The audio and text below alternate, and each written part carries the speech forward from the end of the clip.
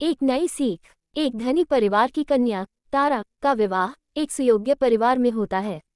लड़का पढ़ा लिखा और अति सुंदर लेकिन बेरोजगार था।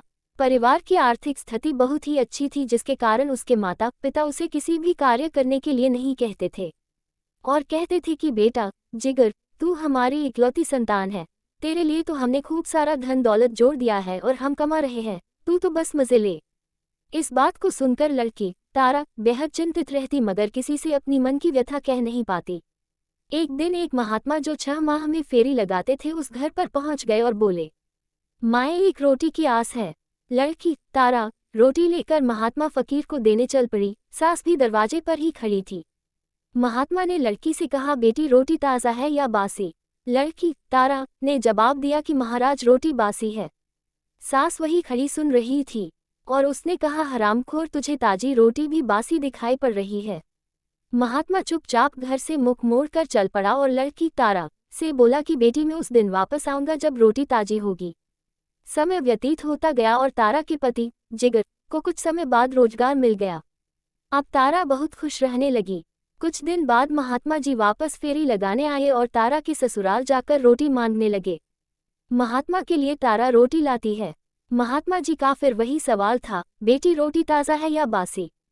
तारा ने जवाब दिया कि महात्मा जी रोटी एकदम ताजी है। महात्मा ने रोटी ले ली और लड़की को खुशी से बहुत आशीर्वाद दिया। सास दरवाजे पर खड़ी सुन रही थी और बोली कि हरामखोर, उस दिन तो रोटी बासी थी और आज ताजी। वाह, बहुत बढ़िया। संत रुके और बोले, अरे पगली, तू क्या जाने, तू तो अज्ञानी है, तेरी बहू वास्तव में बहुत होशियार है। जब मैं पहले आया था तो इसने रोटी को बासी बताया था, क्योंकि यह तुम्हारे जोड़े और कमाए धन से गुजारा कर रहे थे जो इनके लिए बासी था। मगर अब तेरा बेटा रोजगार पर लग गया है और अपनी कमाई का ताज़ा धन लाता है, इसलिए तेरी बहू ने पहले बासी और अब ताजी रोटी बताई। माँ बाप का जुड़ा धन किसी और के झोंके के लिए होता है जो बासी होता है। काम तो अपने द्वारा कमाए ताज़ा धन से ही चलता है। सास महात्मा के पैरों में गिर पड़ी और उसको ताजी बासी का ज्ञान व अपनी बहू पर गर्व हुआ।